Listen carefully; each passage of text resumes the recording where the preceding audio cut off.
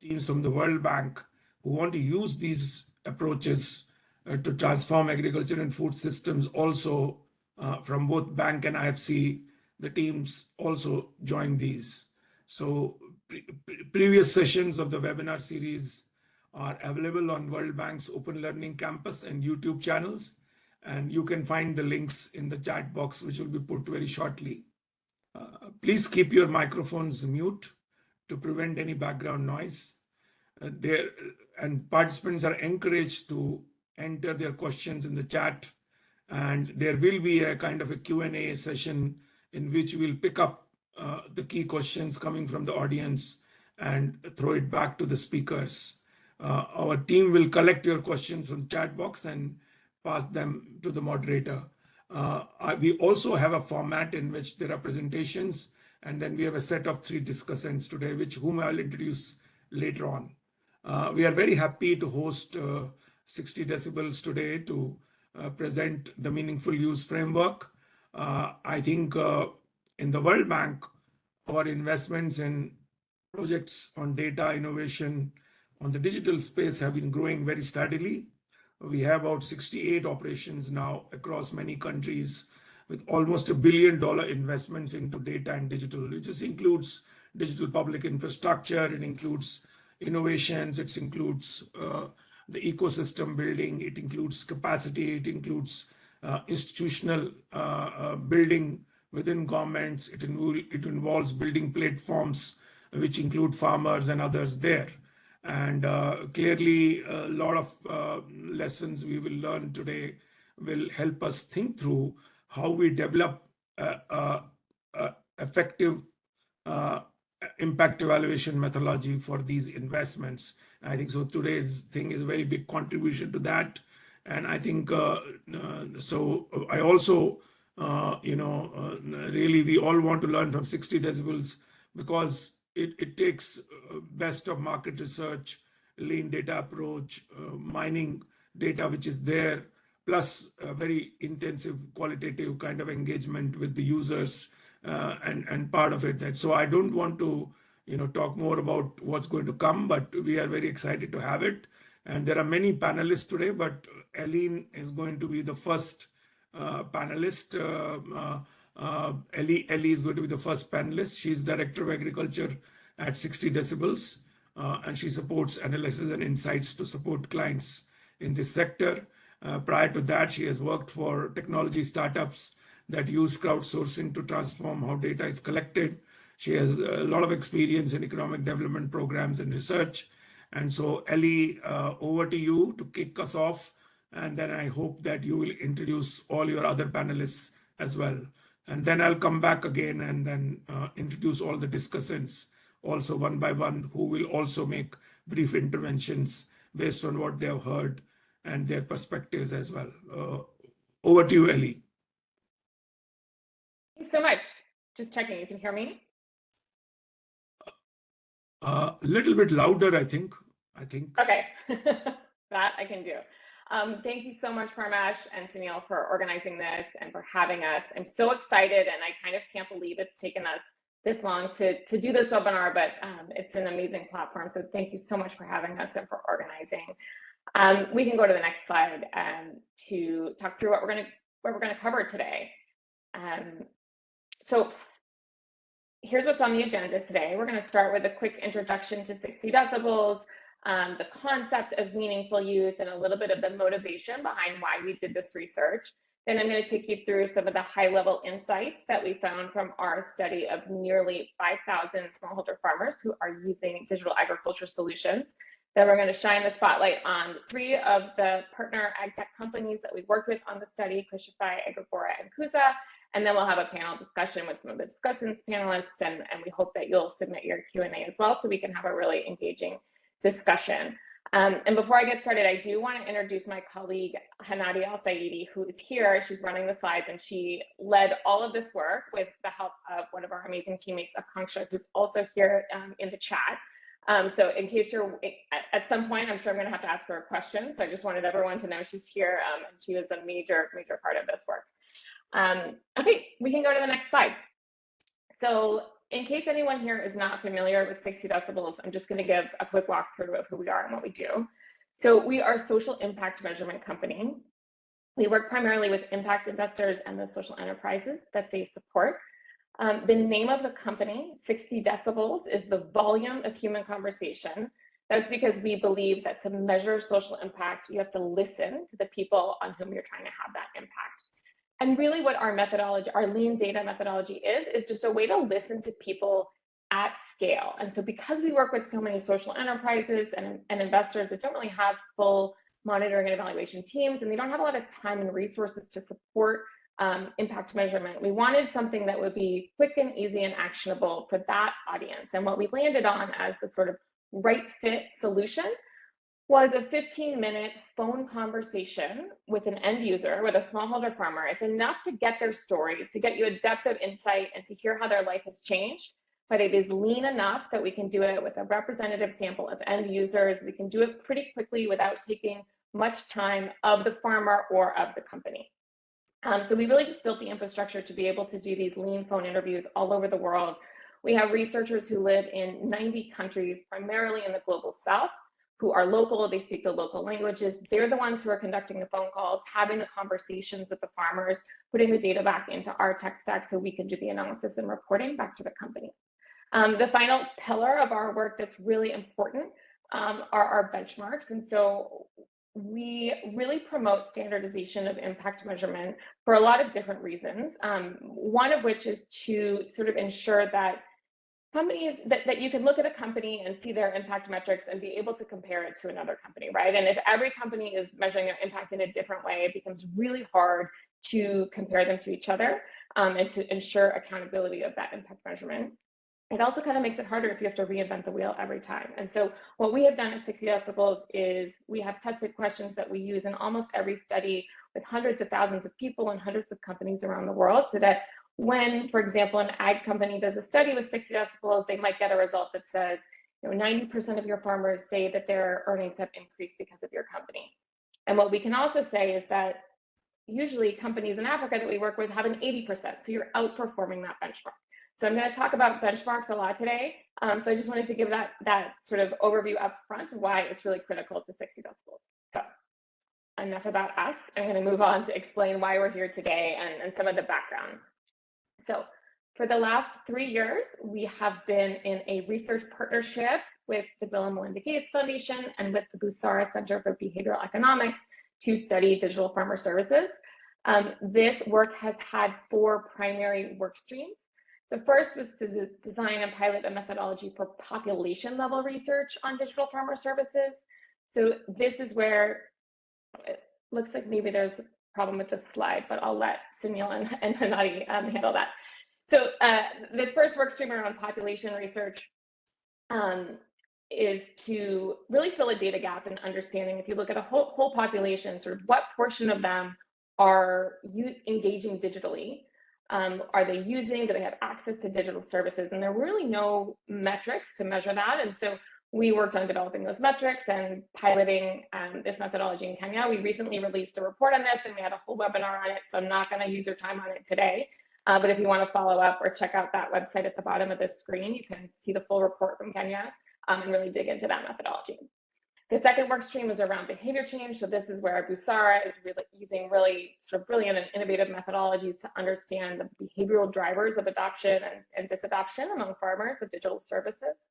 The third work stream was to test lean methodologies for impact measurement. So we did 3 lean evaluations using a sort of abbreviated difference in difference model for digital farmer services companies. And then the fourth, which is what we're going to focus on today, was to develop and test metrics that really assess the value that farmers are deriving from digital tools. And I just want to give a quick heads up here.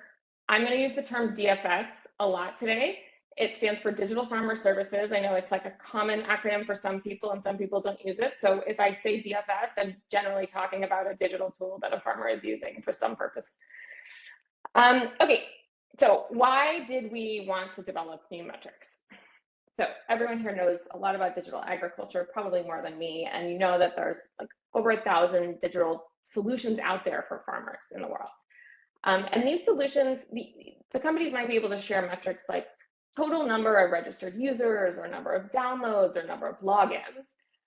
But these metrics don't necessarily predict if that solution is going to scale or if it's going to have impact. Counting the number of registrations can actually be misleading.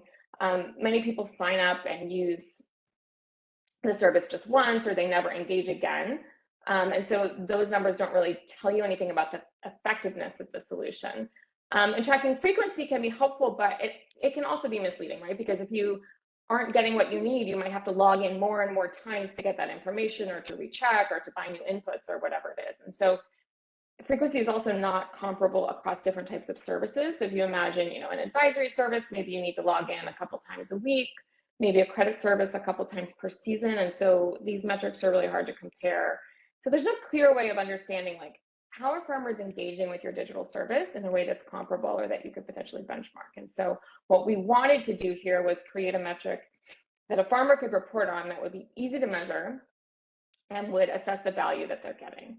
And if you look over here on the right-hand side, this visualization, this is the sort of framework that we're using for population level understanding, which we just deployed in Kenya and in Nigeria. And if you sort of think of the whole universe of like all farmers in a population, the next level is awareness of digital tools. The next level after that is having access to digital tools. If you wanted to use a digital tool, you could. The next level is actually using this, and we define this in our population level study as using at least once per season. And so in Kenya, we found, for example, 56% of farmers had used a digital tool at least once over the course of the entire season. But we also found that that use was really inconsistent. And so we developed this meaningful use metric, and when we calculated it for Kenya, we found that 27% of the users were using a digital tool in a meaningful way. So this is the sort of overarching framework and why we wanted to do this study. And I want to be clear that the goal in establishing a meaningful use metric is not to measure the impact. It's really to just understand the extent to which a farmer is engaging with a service. And that's because for digital solutions, it's not, you need to understand engagement before you can measure impact, right? You need to have some sort of level of consistent use or farmers that are engaging in a meaningful way to even get to the point at which you can measure impact. So we're operating a little before impact measurement here and just focusing on really like farmer feedback and their engagement with the solution. Okay, I'm just gonna pause quickly to make sure we are good on the slides. And Sunil, anything I need to do differently? All good. Okay, cool. People can see. Yeah. You can see the slides. We're good. Some people can't. Not sure. I think that may be an internet issue at their end, Ellie. I see the slide number 6 now. Okay, sounds good. All right, so how did we come up with the methodology for measuring meaningful use? Thanks, Beth. The first thing we did was we went out and we did focus groups with farmers. And so we sort of asked farmers as well as sort of experts in the field, what metrics, what is meaningful to farmers, what metrics do people usually report on, what's out there to begin with. We came up with some ideas and some different modules based on that first phase. We tested them with 6 different companies. We sort of found out, okay, which questions are easy for farmers to understand, which questions aren't really working. And from that, we narrowed it down to 6 different questions that we thought could be used to measure meaningful use. But we weren't sure sort of if we needed all 6. We weren't sure if there should be some sort of a weighted score between the 6. And so what we did in the third phase was to roll out, we used all of those 6 metrics in both the population level research, and we did a study with 18 different companies across 5 countries where we collected data from 4,800 different smallholder farmers who were using the technologies. And we looked at these different metrics to try to figure out which metrics are going to be the most useful and the most understandable for farmers and really predictive of meaningful impact. And then the last thing that we did was a cognitive debriefing with a very small subsample of farmers to really make sure like the words in the survey and the questions were being well understood. And we really wanted to dig in a little deeper. And that was done by our partner, Busara, of course. All right, so we can go to the next slide. I will get into the results in a second, but I just wanted to ground us all in sort of the farmer voice. That's really essential to us. And so through the cognitive debriefing, Busara really dug into a lot of these different questions, a lot of the language that we were using to really figure out like how are farmers interpreting this. And one of the things they asked them was like, when we say something is meaningful, like how do you interpret that? What does that signify to you? And the themes that came up are over here on the left, clusters of farmers responding around things like contributing to survival and livelihoods and bringing lasting benefits. Products that they rely on daily. So frequency there is something that farmers are perceiving to be meaningful and something that is clear, correct, and capable of being translated into practical action. So nothing super surprising here, but I did just want to sort of start us off with this farmer perspective on what is meaningful to them. Okay, next slide. Thanks, Hanadi. So there's a lot here. I'm going to walk you through it. So maybe a little too much text for one slide. So on the left-hand side are the meaningful use metrics that we landed on. So these are 3 different simple questions that we are using to calculate meaningful use. So the first one is Net Promoter Score. This is something that we did not come up with this. This is widely adopted by tech companies to assess customer loyalty and predict business growth. It's developed by Bain & Company, but 60 Decibels uses it in almost all of our surveys because it is so simple and so powerful. And the next 2 metrics we developed specifically for this study. The first is the extent to which a DFS meets your need for that service. So the question gets a little bit tailored where we say, think about all the information you needed for your farm. To what extent did this DFS meet those needs for information? Did it fully meet them, just a little bit, or not at all? And then the third one is sort of like a all-encompassing impact metric, where we're just asking them to reflect, was your season better or worse or the same because of this DFS? So those 3 in the blue on the left-hand side are the meaningful use metrics. Now, the impact metrics on the right-hand side are the different metrics that we use that we tested for correlations with the meaningful use metrics. So you'll see the 4 boxes are the 4 different service types that we categorize all DFS into. So a digital tool could be providing information and advisory. It could be providing input services. It could be providing market access services or financial services. And I'll just flag here that financial would include insurance, but we didn't have any insurance companies in our study. So this is just credit. So for each of these service types, we think about different impacts. A lot of impact measurement people on the call. So you know that there's infinite ways that we could measure impact and infinite outcome variables we could use here.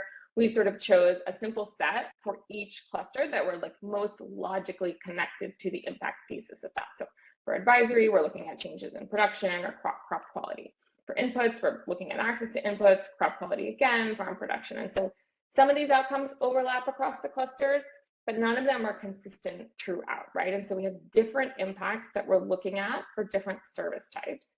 And what we wanted to do was make sure that the meaningful use metrics on the left-hand side correlated or had a positive relationship with the self-reported impact metrics, regardless of what service type you were in, because our goal is to get meaningful use metrics that we can use across any different service type.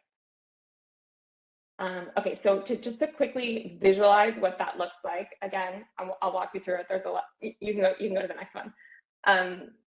There's a lot of lines here, and the purpose is not to find each individual line, but to just look at the trends in general. So here is the Net Promoter Score, which is one meaningful use metric.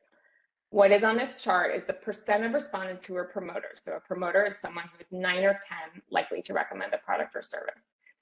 And each line is all these different impacts that we're looking at that are self-reported across those service types. So everything that was on the right-hand side of the last slide that I shared with you.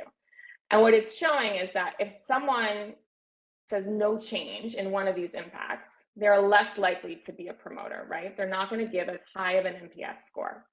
If they say that one of these impact metrics slightly improved, they're more likely to be a promoter. And then if they say it's very much improved, they're the most likely to be a promoter.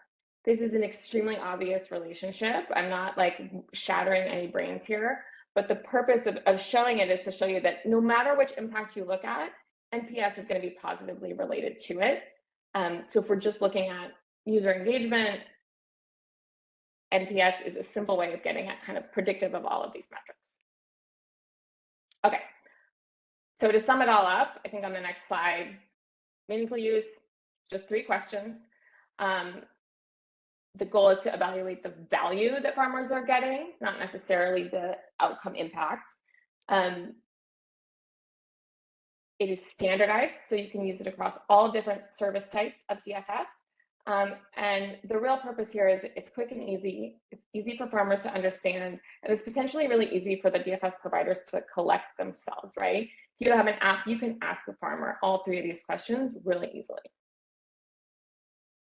Okay, now we're going to get into the study. I'm going to try to go through the findings pretty quickly so we can get to the discussion and not spend too much time staring at bar charts, but a little bit of time, because that's what we like to do at 60 decibels. So a little bit of context on the study. Next slide, please. Okay, so here's kind of an overview of everything we did in this study. So we had, I said earlier, 18 different companies sign up to participate. These companies were all provided at least one of those service types that I was describing before, okay? So information and advisory, inputs, credit, and market access. And you can see the breakdown over there on the right in the colored boxes. We had 10 companies providing information and advisory, which I think is reflective of that being the most developed DFS sector, right? There's the most information and advisory service providers out there. You'll also see that the numbers add up to more than 18. That's because some providers were providing more than one service, which is really common to bundle these services together.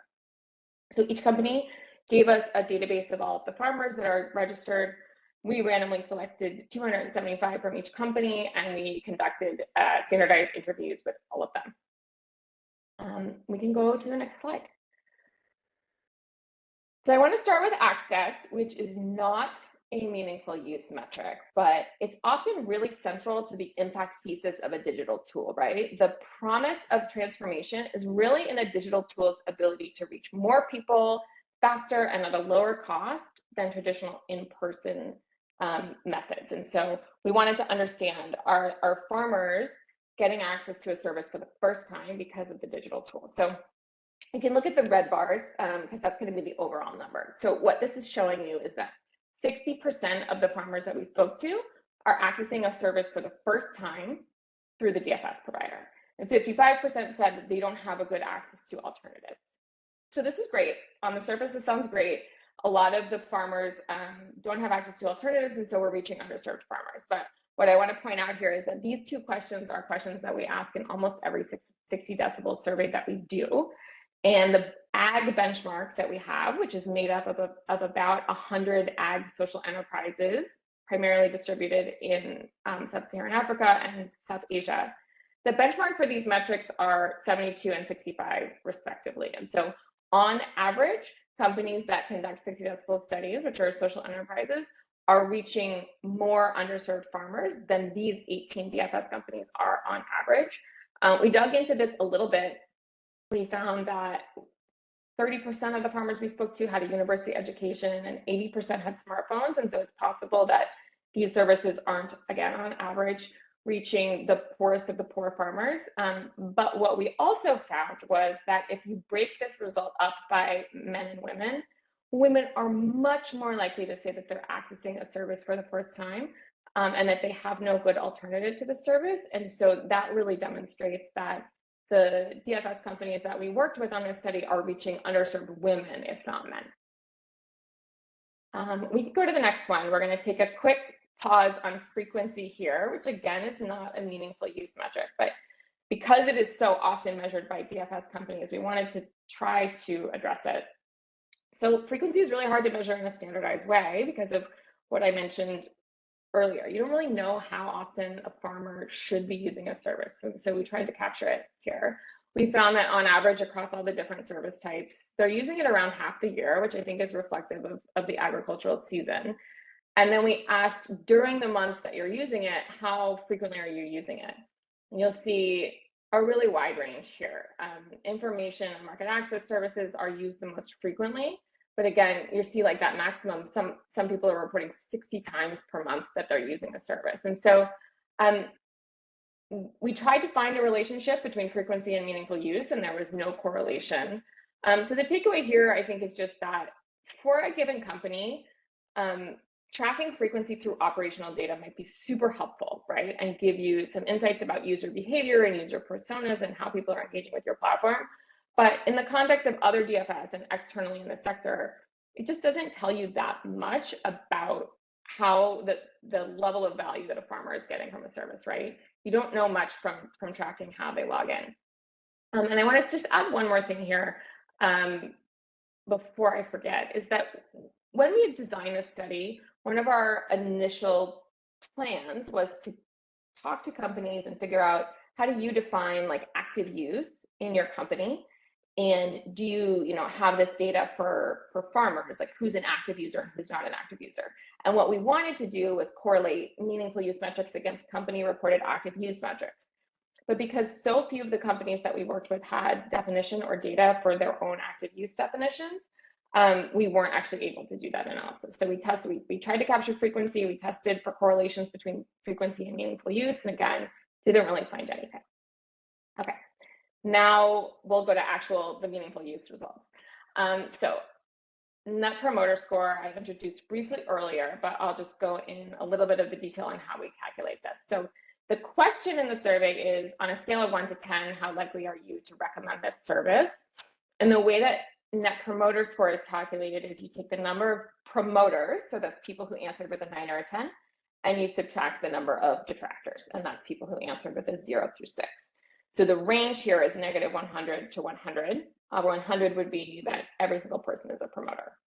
So we have different lines on this scale for the different service types, but the key takeaway is that the overall across all 18 average is a 51, which is excellent. Generally, anything above 50 is an excellent.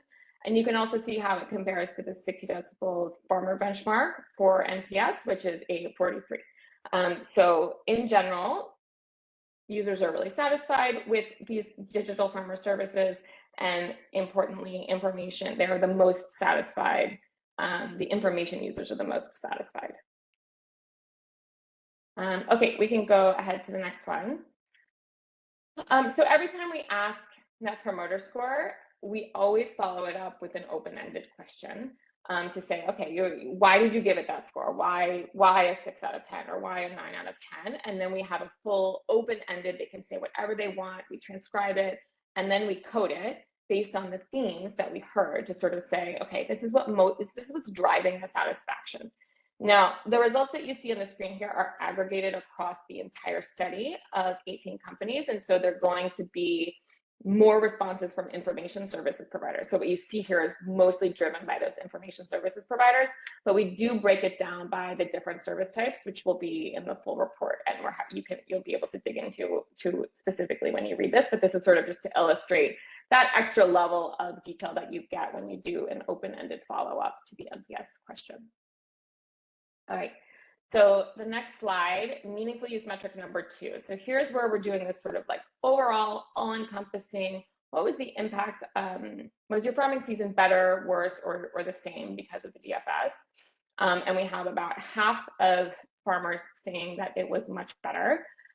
It is the highest for inputs. We see about a 59% for inputs. The criteria here for being a meaningful user is that you selected much better. And one interesting finding here is that female farmers were much more likely to report a better farming season than men. So if you see that 51% in the top bar overall, it's 58 for women and 50 for men.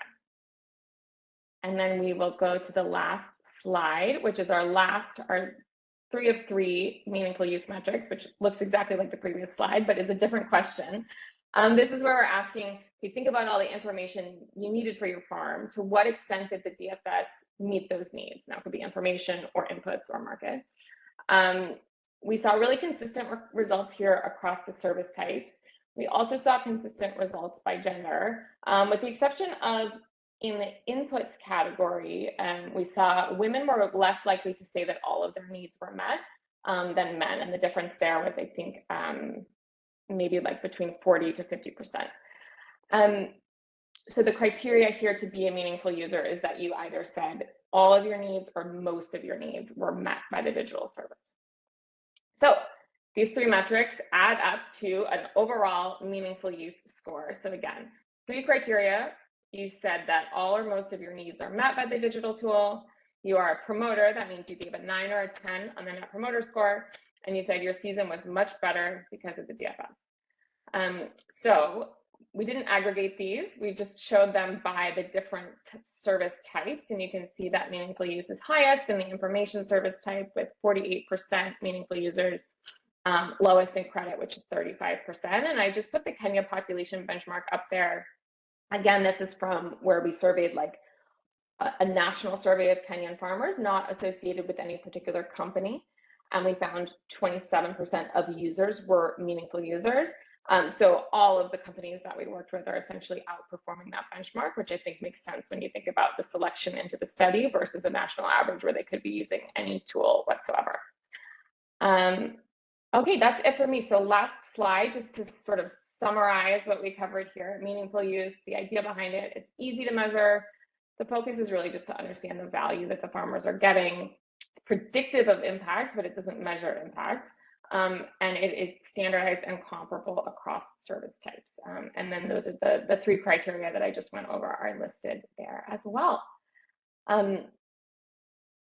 Thank you so much for listening. I'm really excited to share that we have 3 of the companies with us here to share a little bit more about the specific innovations that were covered in the study. So we are going to start with Rajesh, who is the founder of Krishify. Krishify is a deep tech organization that is building a digital community that connects farmers. He's going to explain a little bit about his solution. And then Rajesh, if you could take a few minutes, introduce Krishify, and then because I know that you are really rich with data and metrics on your users, tell us how and why it's been useful to start collecting some more standardized meaningful use metrics. And then when you're done, I will share a couple of the results from the study that we did with Krishify. Thank you. Thanks, Ellie. Hi, everyone. My name is Rajesh. I'm founder of Krishify. So let me quickly give you a quick brief of what we do in a few minutes, right? So Krishify is basically a farmer social network based out of India. And we are the largest digital network of farmers in this country, built through a comprehensive video network like Instagram, but catering to the agri use cases only. We have agri influencers from all across different geographies, different places, and progressive farmers directly associated with Krishify and uploading videos on our platform on a daily basis, right? So just for context, every day some 100 to 120 odd unique videos are published on Krishify, all related to agriculture, catering to different agricultural problems or information or knowledge relevant to the farmers. While videos and social capital remain at the core of the platform for driving retention and engagement, but on-demand advisory is a very strong use case that creates direct substantial value for the smallholder farmers, right? So we have more than 10 million unique farmers registered through our mobile app. And so far in our journey, more than 3 million crop protection related queries have been asked. And all these queries are answered and catered to almost in real time. So that's the unique asset that we have created. And we sort of read all these data, where these queries are coming from, who are the farmers, and that gives us a pretty much comprehensive understanding of what's happening into agriculture, in which crop, in which geography within the country, right? And that's our model. Like, we use this understanding, this aggregate data to work with different value chain players. So utilizing this data, we have built like advanced advisory systems, crop disease prediction models, etc., to send preemptive advisory to the farmers. While building this massive network in majority of the parts of India, we have developed all sorts of digital engagement tools to engage with farmers. So be it advisory solutions or farmer communications, etc.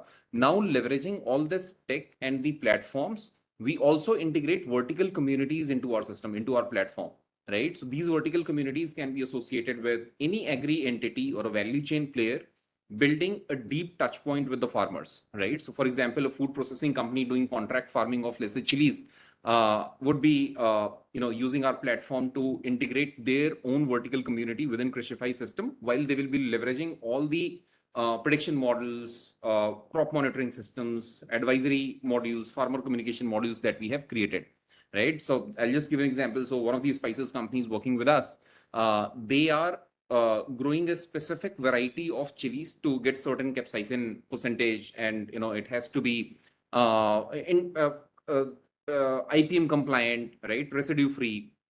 So they have very specific variety, package of practice. They have controlled advisory.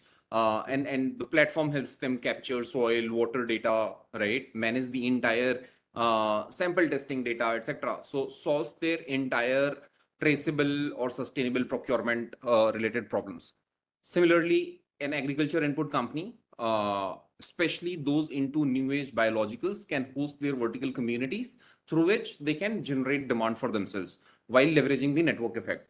So this way we are creating values for the smallholder farmers by giving direct knowledge, precise advisory, etc., as well as solving procurement or distribution related problems for the value chain partners, especially who are working in the areas of sustainable agriculture. So that's what we do. We look forward to interacting more with you guys, and if you have any questions, would be happy to answer them. Amazing. Thank you so much. Thanks. So we've actually done several impact studies with Crucify, and they share them all on their website. So if you want to dig into some of the user insights, they're all there. But here's just a quick snapshot of some of the results from the survey specifically. So every company that participated got their own report with their own results of what the farmers are saying about their service in particular. And so Crucify had 62% meaningful users, which if you remember is above the benchmark. Their net promoter score is 72, which is extremely high. And you can see over there on the right that 46% are reporting a much better season because of Crucify, and 62% said that all of their advisory needs were met by Crucify. So congratulations on a really cool technology and on great user feedback. We can go to the next one now, Hanadi. So I'm so excited that Jan Karvinge is here from Agribora, because she is actually a product manager. So Agribora is reducing risks for smallholder farmers. It's providing agricultural advisory, and she's going to tell you all about it. And then I'll ask Jan if you can also share a little bit about how you are using meaningful use or farmer feedback in actually designing the product for farmers. Thank you, Ellie. I hope you can hear me clearly. Yes, we can. So as Ellie introduced me, my name is Fian Karinge, product manager at Agribora, really passionate about the intersection of people and technology. Now, Agribora's mission is to de-risk smallholder farmers using an end-to-end ecosystem approach. Now, I know some of us listening in would just be like, that sounds like corporate jargon, Fian. And that's a fair point. So I want us to bring it back home. And we want to name this smallholder farmer Linda, so we can clearly understand exactly what we're doing. Now, Linda has 3 main pain points. She cannot access financing. She's the 9 out of 10 farmers who can't access financing. She's always transacting in cash.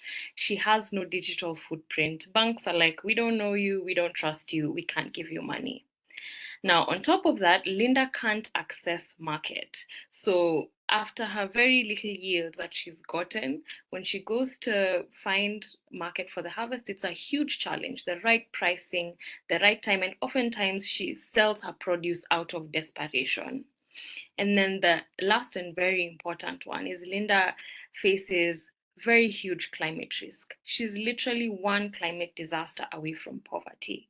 So we can paint the picture of this farmer and how we want to de-risk her. So Agribora will do this by leveraging on a B2B2C model, by empowering grassroots agribusinesses to support and de-risk Linda. Now, I hope we're all together. Empowering grassroots agribusinesses, meaning the business that serves Linda, the nearest agrovet that serves Linda. Our main mission is to empower that agribusiness to be able to de-risk Linda. This is because this agrovet has access to digital tools. They have access to more than 300 farmers, 1,000 farmers, more Lindas. And so our ecosystem is essentially built on a balance of technology and human touch. And this human touch is the agribusiness. So let's move to the next slide so I can dive deeper. Awesome. So the technological solution entails, one, how do we get Linda to access financing? We need to create a digital footprint for Linda. And if any of us have tried digitizing farmers, we know how difficult it is. So this is why we have leveraged on that human touch. The agribusiness is then supported with a digital tool that records transactional histories and creates a digital footprint for Linda. And we are able to take this digital footprint and hand it over to financial service providers and say, hey, give Linda some money. She's bankable now. The second thing is we support Linda with climate smart advisories and training to farmers. Training to farmers through the agribusinesses.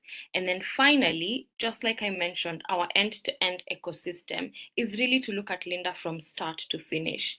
We provide her with aggregation and market linkage. So at the end of the season, remember Linda got access to financing, so she was able to buy good inputs and her yield production improved. And now we're saying we actually have a market for you.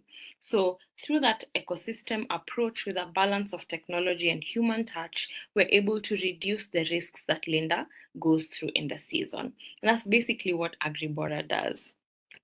Now, to answer your question, Ellie, how the study has been impactful in product decisions, as the core of product decisions is based on value. And like you mentioned, measuring value is a bit hard. It's not necessarily signups, clicks, or heat maps. So one scenario that this study really impacted was we had tabled stopping one of the services that we were providing to farmers, one of the advisories. We had tabled it, and because we didn't understand the clear value. But following the study, we were able to see that 83% of the farmers would be disappointed if this service was stopped. And so that directly impacted our decision to, okay, we understand that this has value, so we'll continue this service. So just a big appreciation to the value of this study as well. Back to you, Ellie. Amazing. Thanks for that. So we just have a snapshot of some of your results here, and I just wanted to highlight, because I talked about access earlier, the really great results that you got on the access dimension, where a lot of the farmers, more than the benchmark that Agribora is serving, wouldn't have access to an alternative. And of course, that net promoter score of 68. So amazing. Thank you so much for sharing, Fionn. We will go on to our last innovator, Sheena, the Chief Growth Officer at Kuza. Kuza offers video-based information advisory to farmers through agents and mobile phones. I am excited, Sheena, to hear you talk about your model and how the data has been useful for you. Thank you. Yeah, really great to be here. And yeah, and I think one of the things that comes across is agriculture, and obviously from your research as well, it's a huge issue. It's, you know, when you look at the global South, Africa, I mean, this is a problem that affects, you know, it just affects so many of us. And I think it really goes to the heart of, you know, what people need. So I think it's great to see this study and just showing, you know, all the different solutions out there, because I think, yeah, it's really, really important. So I'll start with Kuza, and it's, you know, and again, with us as well, it's a people to platform approach. So we know in Africa, for example, in Kenya, and we're in 7 other countries, but, you know, smallholder farmers to be the older generation, they're 60 plus, etc. And, you know, sometimes younger people find it a bit boring, or that's not what they want for themselves or for their kids. So how do you make agriculture sort of interesting? And for us, we're saying, in Africa, we need to get youth into agriculture. I think, you know, if you look at Kenya, the average age of a Kenyan is 19. Average age of a farmer, as per, you know, your research, as you've seen, it's 60 plus. So how do we make agriculture sort of exciting? And this is where we said, can we integrate technology and that business mindset? So what we do is sort of a three-pronged approach, which is learn, connect, and grow. We find rural youth, so they have to. The main requirement is young people within the village, within the area that they're in, and we find them and we take them through what we call READY, the Rural Entrepreneurship Development Incubator. This is like a 15-week MBA. So you know how you have incubators and accelerators across cities. This is specifically designed for rural areas. doesn't need internet, doesn't need electricity, etc. And where we start is we take them through a shift in mindset. So start thinking entrepreneurial, business opportunities, agri-business, etc. As we're doing that, we're big believers in not just learning, and learning is of course very important, but you need to learn and earn. And this is where the next bit of connect comes in. We want to connect our young people, our youth, our agripreneurs with the farmers, just that's their market, their service providers. Now, how does a young person who basically has no knowledge of agriculture go and speak to, elderly farmers? Quite difficult.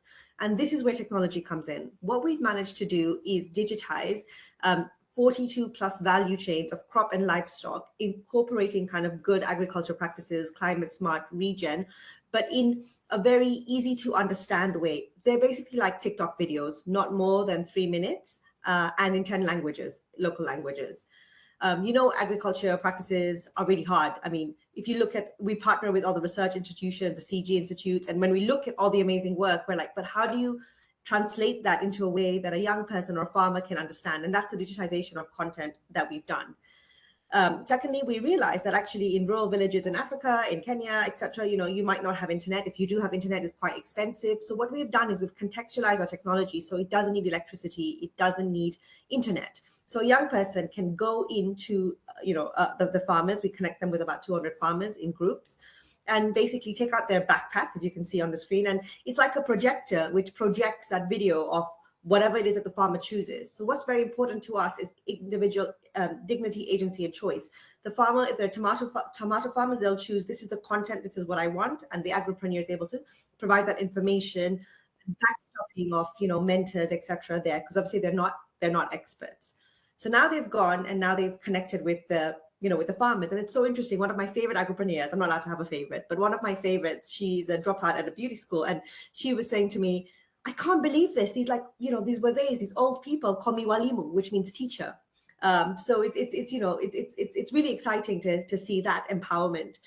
But again, so you've learned, you've connected, but you need to grow. You need to sort of earn money. And this is where our One Network digital marketplace comes in, where we're saying, can you now connect them to service providers? So to give you an example, an agripreneur goes, maybe they're talking about tomatoes and soil health, and the farmers are like, oh, how do I test my soil? This is when the agripreneurs are saying, bringing out their device. These are the 5 soil testing companies in your area. This is how much they charge. This is what they provide. What would you like? And in so doing, they earn an income. What is super exciting and what we've seen is that individual relationship building and understanding of the farmer problems has resulted in specialized youth businesses. So one of our agripreneurs is now manufacturing biofertilizer. He's hired 8 people. What's even more fascinating for us is 5 people, for example, going through the same course, the same incubation in the same area, are doing 5 different things. Our approach is very decentralized. We don't believe in top-down and telling people what to do. What we want to do is equip them with the knowledge, the training, ability to learn, enabling environment, connecting them with the service providers, and then watching them and helping them as they learn, connect, and grow their business. The last thing that I want to mention again is this challenge is huge. And one of the things that Kuza acknowledges is that we can't do we can't and we won't be able to do everything ourselves. It's impossible. And it's really exciting to be in a sort of a panel like this, because I see so many partnership opportunities with, basically everybody on this panel, because, including the fellow innovators. One of the biggest challenges that we have, all of us in this ecosystem, is everybody trying to reach the farmer. In Kenya, the Kenyan government recently did a farmer registry. We now know we have 6.4 million farmers in Kenya.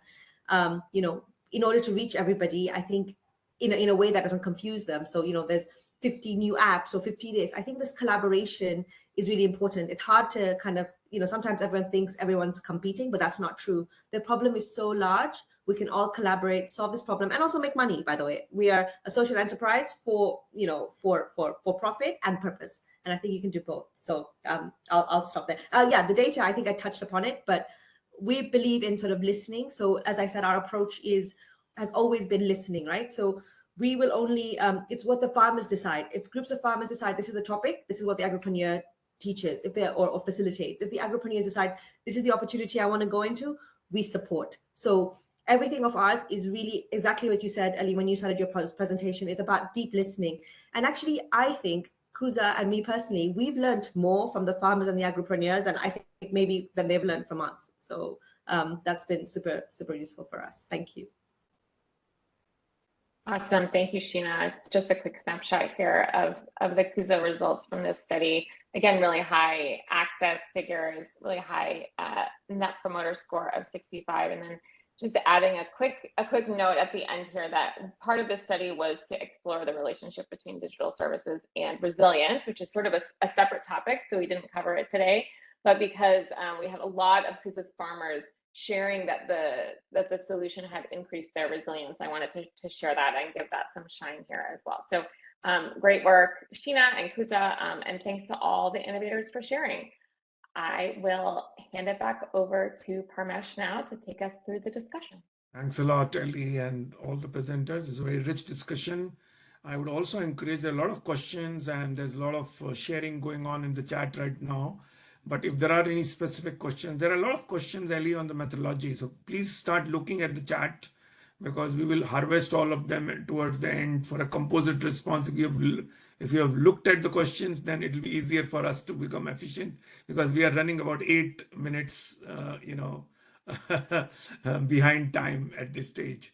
So without further ado, now I'll bring in the three discussants who really will look at the approach which has been presented and come up with their perspectives, as they have lots of experience in this field as well. So to begin with, I would request Hannah Reed to really spend 5 minutes in talking about what she feels about this, and because she's a big sponsor of impact measurement and all, and she's the senior officer for a program officer for insights and learning at Gates, and she pushes the whole digital farmer service team in the Gates Foundation to always look for measurement in everything they support. So over to you, Hannah, for your perspective. Thank you, Parmesh, and thanks, Ellie, and all of the presenters for the great presentation. I'd really like to just spend a couple of minutes commenting on where this new measure fits. Part of the impetus for this work was that we really didn't have a good measure of adoption of digital farmer services. As Parmesh mentioned, I'm part of the team at the Gates Foundation and the portfolio where we invest a lot in digital farmer services. And while we had good measures of registration rates, we could get that information about the number of farmers registering, and we could measure the impact. We really were missing this measure of like what adoption truly looks like for these different types of services. And measuring adoption of digital services is more complicated than measuring adoption of like an improved seed variety or something like a fertilizer. And even as we saw in the Kenya survey that Ellie mentioned, if you only look at usage, you also miss the picture, because while it's a great sign that we had 56% of farmers using a service at least once, when you dig into that, as we saw, and apply this meaningful use, only half of those farmers actually are using those services in a way that's generating value. So as a donor, this is really filling an important gap in how we measure truly this adoption of digital services.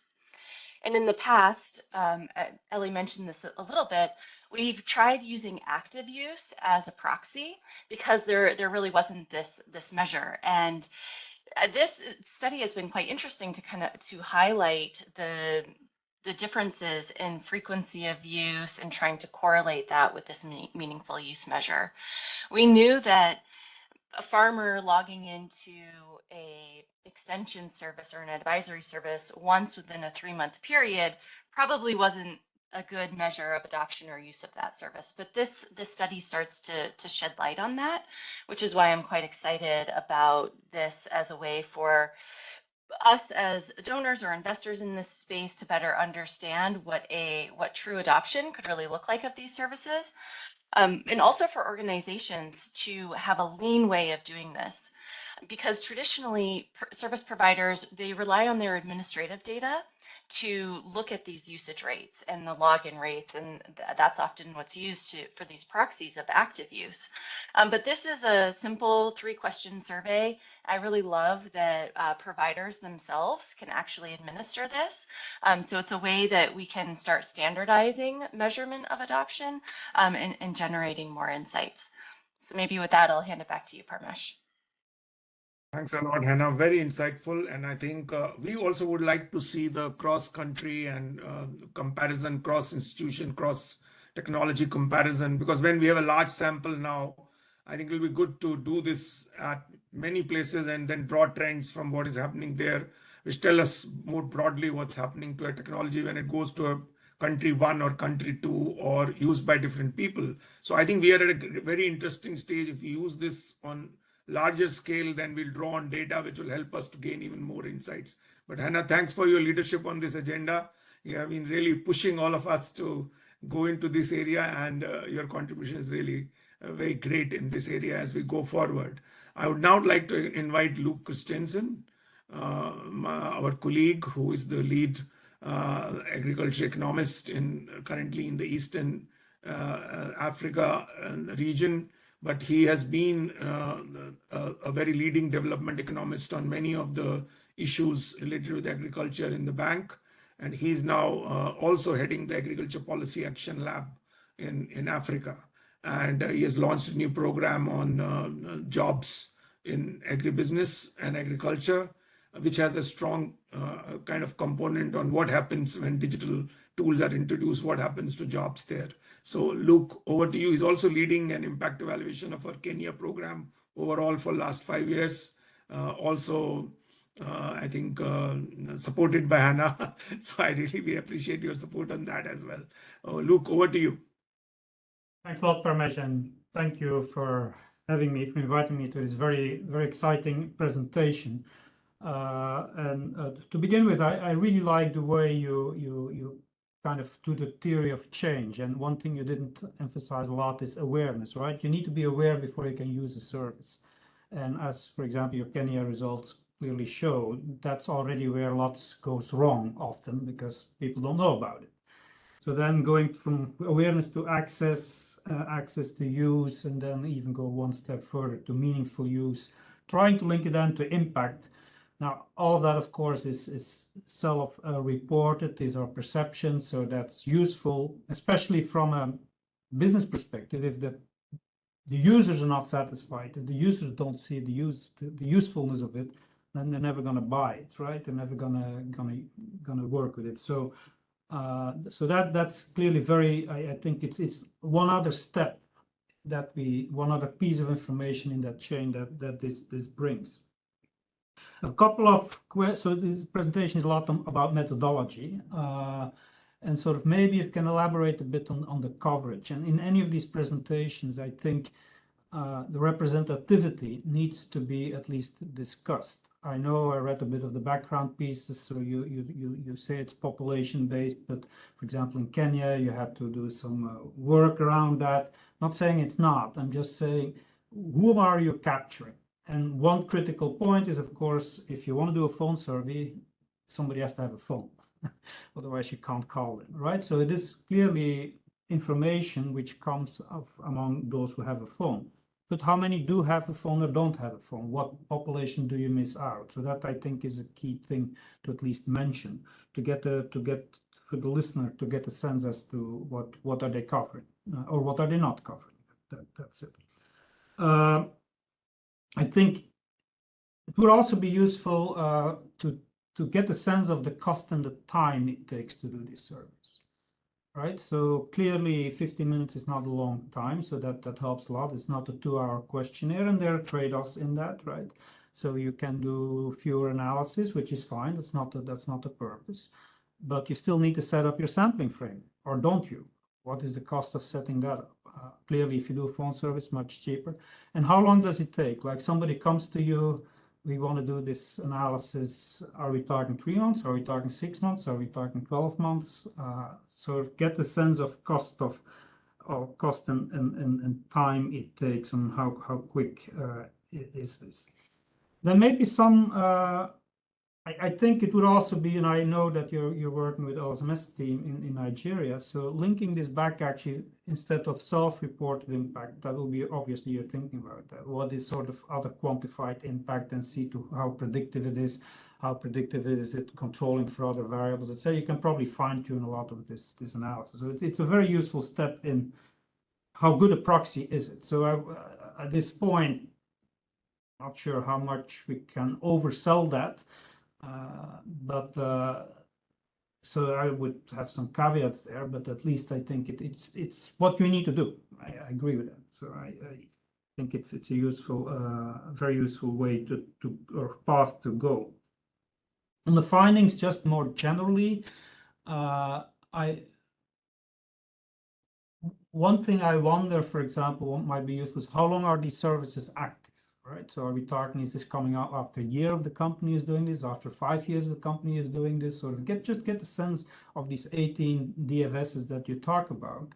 How long have they been operating in that space? So to get a sense. Then I think the other thing on the findings, and I read very carefully the Kenya because we are doing an impact evaluation there.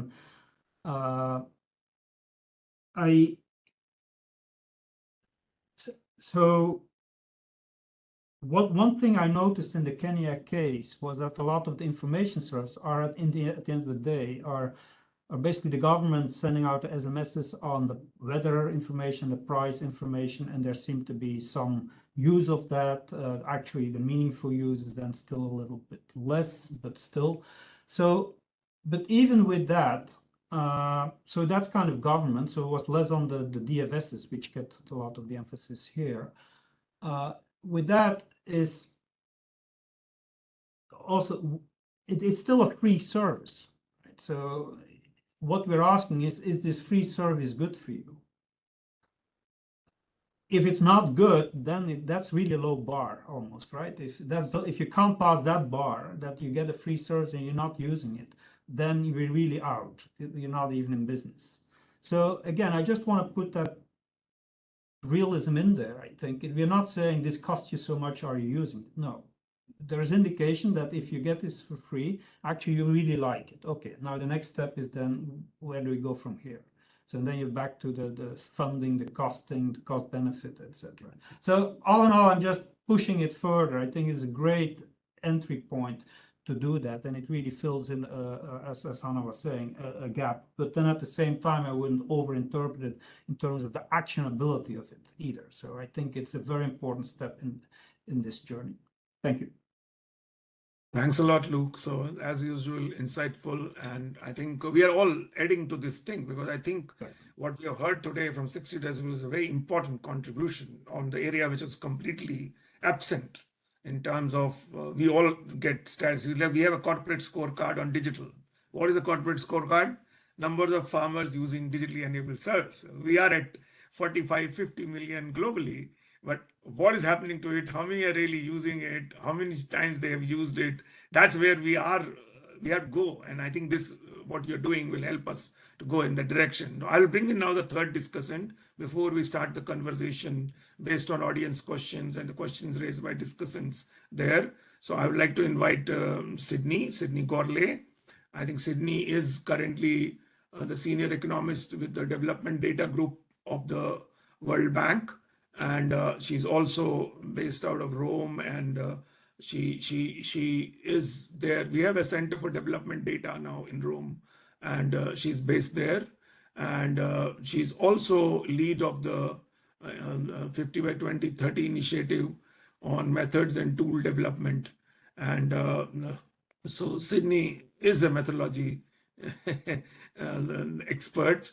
So Sydney, you heard this, all the approaches, and then you also work on the 50 by 30 mixed methods team. What do you see? Your perspective. Over to you. So much, Parmesh. Yeah, no, I think this has been very interesting. Thanks to Ellie and the team for the results. I think it's nice to see we've of course had some background conversations and engagements on the broader DFS methodology, but it's nice to see the deep dive on the meaningful use. And yeah, I had a couple of kind of burning questions in my mind, similar to what Luke raised, I think, about the curiosities around how the perceptions of meaningful use align with kind of observed outputs and things like this. But like Luke said, I think this is maybe the next step. And I think it's one advantage or potential advantage of this methodology in the context of a national data system as well. So I'm coming from a background of national surveys, including household and agricultural surveys.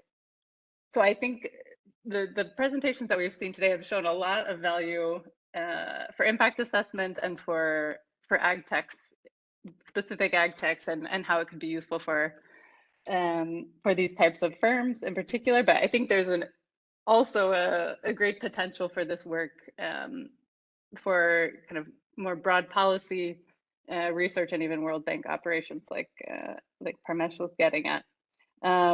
So I think there could be a lot of advantages to taking some of these methodologies into integrating them into national agricultural surveys, for example, where you could have that contextual information that would allow you to see, okay, what are users doing different than non-users? Maybe it doesn't get as down into the details as to which particular provider, maybe it does, it could.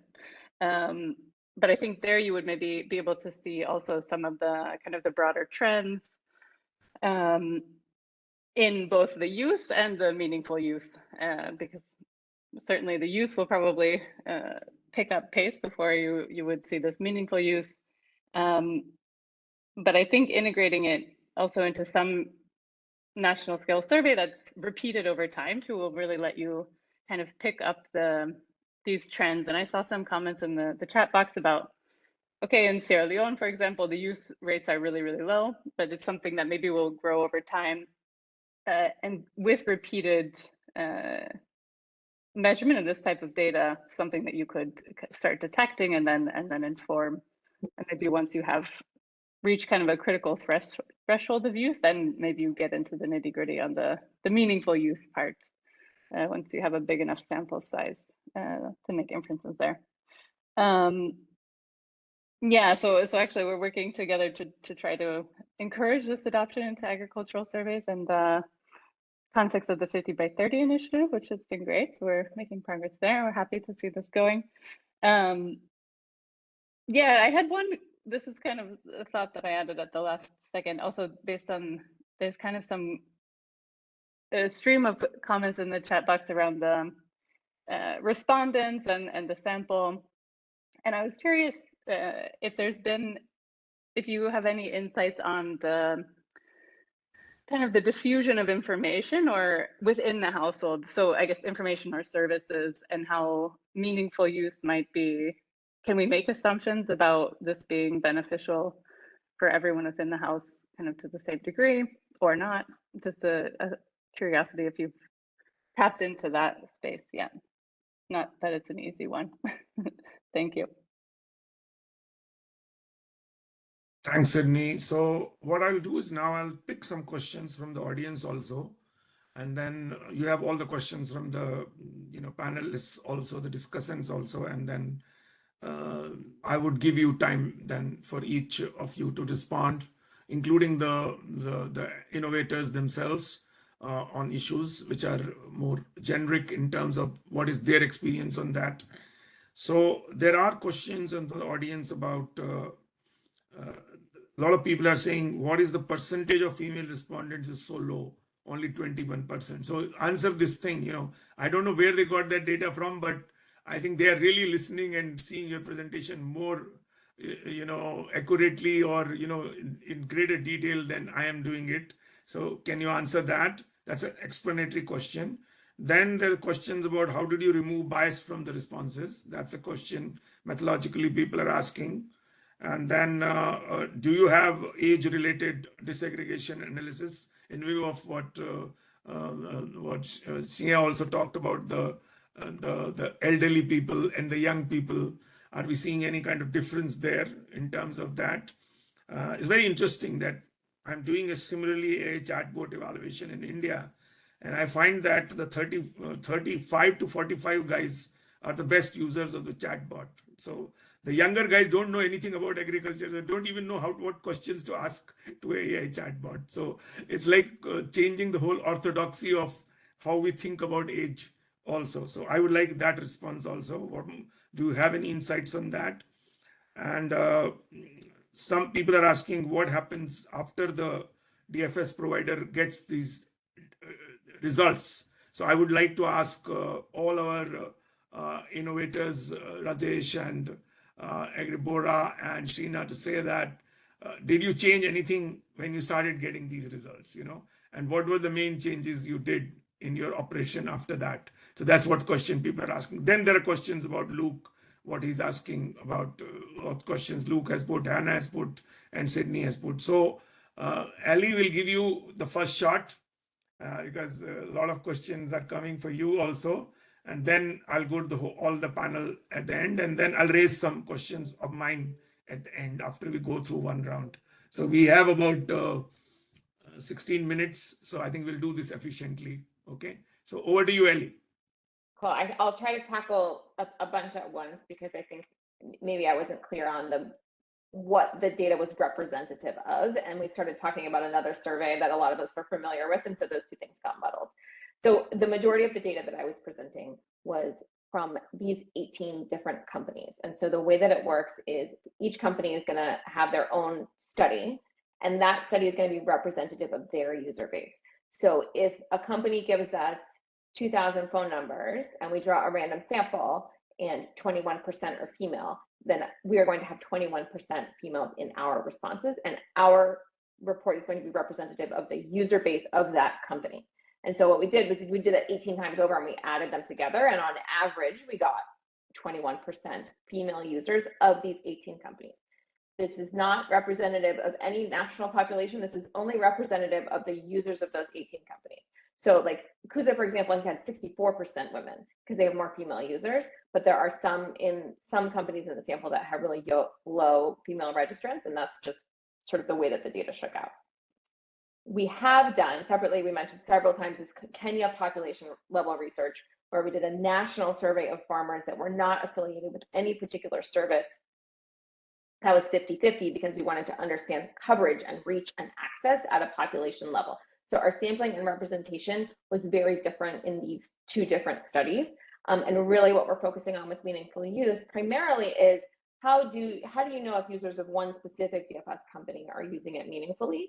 Then we can apply the metrics at the population level as well. So it's those two things, and they're kind of different. And then just to respond quickly on the phone piece of it, I mean, most of these services require a phone to be enrolled or to have registered. And so, yes, we are missing people who don't own phones, but in the context of a digital solution that is provided through a phone, we're comfortable with that level of bias, and still at the company level, we're still representative of those users, which is what we're trying to be. So hopefully that answers some of the representation questions. A quick question, we do always disaggregate by age to see if there's any differences. I don't think that there were any that jumped out in the meaningful use study, but it's something we'll follow up on, and we'll make sure that if there's any differences by age, those are included in the report. Hanadi, feel free to jump in if I'm wrong about that, but I don't recall seeing any major age differences. And then the question on bias is a great one. The data is subjective, and that's the point. So we want to understand how a farmer is perceiving something and how valuable it is to them. There is, I think, a question of, if companies are asking this question themselves instead of a third party, is there an incentive to be, to be more positively biased or to give good feedback, or the other way around? But from our perspective, we come in as a neutral third party and we say that this is not going to affect the services that you receive from a company. They just really value your feedback and want your honest responses. But the questions in and of themselves are subjective, and we're okay with that, right? Because we're not trying to quantify an outcome. We're capturing a perception by definition, and that's where the benchmarks become super powerful. So maybe everyone is a little more inclined to say something good, but if everyone is, and we're comparing it to a benchmark, you can still sort of have that level of comparison. I think that I got all the ones that were directed at me, Parmesh, so maybe we'll get to the providers to talk about the next steps. Tell me if I missed anything. Let's go to the providers, give them a way. and they can reflect on all the other issues which have come in and talk about their own specific experiences as well. So Rajesh, I want to start with you. Please go ahead. uh, you know, uh, just going by numbers. So we did this impact analysis by 60dB for 3 consecutive years. In the first year, our NPS score was, I think, around 42 or 44. In the third year, we were at 72. I think one of the highest in the sector, right? So that's how it has really, helped us. And both type of, comments, the positive ones, obviously you get to know, and that too from a third party perspective and a very independent and structured viewpoint, the processes, the way, so as a company, we are always listening to our users, our customers, always talking to them, taking their feedback. But the way it was done, right? And even the entire raw data was shared with us. So we really spent some time understanding what are the pointers that our farmers are really liking about Crushify, about using it, and what are the negative aspects that we needed to work on. And as I mentioned, like from building a large social networking platform to building these vertical decentralized communities, right? So there is definitely a contribution of this type of impact analysis and customer feedback that has helped us into this kind of progression, that building these high touch point vertical communities really gets you closer to your customers, in our case farmers, right? And solving their problems in a very, very localized and precise manner. So that's how we have used this data. Thank you 60dB team for doing this and helping us out. Thanks a lot, Rajesh. Very succinct and very clear. That I think it has an element of market research, and social market research was very prevalent when I started my career. We had those things being done, but when development started happening, then development economics didn't use social market research very adequately and weave that into it. So now we're grafting the two together. Conventional economic analysis, which is done, and the qualitative one, which really brings in the deeper insights there. So I think you give a good. So I'll come to you now, Fian. Agribora, how have you used these findings? Thanks, Parmesh. This is our first time doing a study with 60 decibels. And so it was really, really interesting to see the data that they got. The impact, as I mentioned previously for this study, is really we understood the value of one of our services that we underestimated to farmers. So we wildly underestimated these messages that we were sending to farmers. And because we tried to, ask the farmers, is this helpful? We tried to do our market research, but we were also very starkly aware that there could be bias when they say, yeah, it's good, it's good. There's a huge bias because they want to, they want to almost make us happy. There's a bias. They want to make us happy. So they say yes so that we're good. So we didn't necessarily know the value of this service. And when the study came back, we were surprised because we were about to stop the service. So we tabled that discussion and said we should stop this. But the feedback came that 83% of the farmers would be terribly disappointed. And so this directly impacted a core decision on keeping one of our service. So yeah, I think just it really helped us know that a lot of the services that we were offering, we were underestimating the kind of value it was offering to farmers. Thanks a lot, Seven. So I'll come to Sheena now. Sheena, I'll ask you to ask the same question, but also say what are the tools you think you are using in your, in Kusa. Kusa has been long trying to get feedback and do that. So what is the strengths of this tool and the other things which you have used, and also advise us that in the context. So I'm just putting a new question that there are 29 people in our 1 million farmer platform now, and it's going to expand even more. So how do we do this platform wide, use this tool to really build the platform effect? And you said rightly that Kusa doesn't want to do everything, but wants to build on other members in that platform and become the kind of last mile delivery channel for almost all the services there. So please tell us about the tool and also about how do you see this going forward if it has to be used for the platform?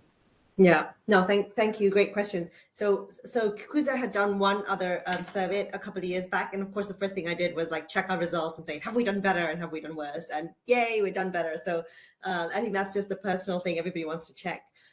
I think what was very surprising for us when we looked at the first one was we were kind of saying, great to see increased productivity. Okay, that leads to increased income. But then what was really interesting is what triggered a good conversation was when we looked at the other figures, it showed that there was like an decrease in household debt and sort of increase in savings. And a bunch of us were like, yeah, that makes sense. If you make more money, like I was saying, if I make more money, of course I'm going to pay off my debt. I hate being in debt. And we had a few other people, and again, gender nuances, were saying, well, if I had more money, I'd invest more, so I'd have more debt. So I thought like, so it really spurred quite a lot of conversations around, just what that meant. So I think that was really exciting for us. The second thing is the women aspect, right? Like the number of women that are farmers, although we knew, and we always say, we know we're working more with women, and that's what we want to do specifically because, again, I think when you work with women, it really does help reduce, it really helps improve the whole household. So that was really, really good for us to see. And then the third thing that really kind of, especially this recent survey, was the climate element, right? Because we've focused on embedding regen video practices to get that message to the farmers, to the agripreneurs. Because for me personally, I think that the climate language is so important, but it doesn't relate to a farmer, right? It's really complex. Like when you look at the CG institutes and you look at words like sustainability and carbon and it's really, really difficult to explain. So I think for us, the fact that the farmers were like, we get this, it's helping us be more resilient to climate shocks, I think was really, really promising because it shows that you can take really complex, important things that are important globally and contextualize them locally to have somebody at the local level understand.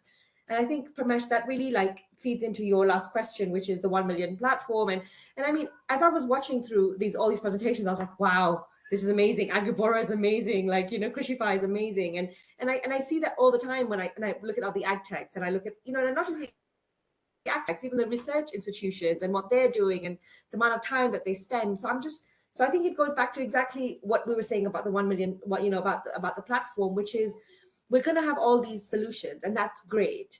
How can we use this meaningful data and how can we use this to sort of understand it's not about comparing one versus the other, right? Everybody's kind of providing different solutions. And the truth of the matter is, depending on the time you ask the question will depend on whether the farmer is going to use that or not, right? Like if it's weather advisory and I'm not planting and I'm just selling, I'm not going to use it. That doesn't mean I'm not going to use it later, and things like that. So I think for us, feedback loops and understanding what the farmer wants and speaking the farmer's language is very, very important. So what I really like about 60 decibels is that, it's that we're speaking to people, we're getting that quick and dirty kind of analysis to get us started. And over to Luke's point, though, I think, yeah, that's a good starting point. And then, and kind of similarly to what you were saying, which is we still need to have an overall picture, because the reality is we're talking about 1 million farmers, but in Kenya, like I said, we've just registered 6.4 million.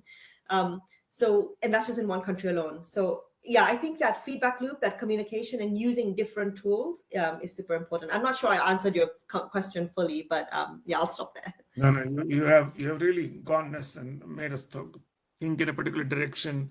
So I think one of the measures we have is how many people are left in a webinar when we are about to close. And so we have peaked at 179, we are at 125. So I think this is a 70% webinar, which is a very high rate. I also do measurement, so 70% being there at the end is a very high rate. And I think the quality of participation very high. There's a lot of people who are in the same domain, who are doing these kinds of things, hopefully would have gained significantly from not only the methodology, but the innovations which are happening there.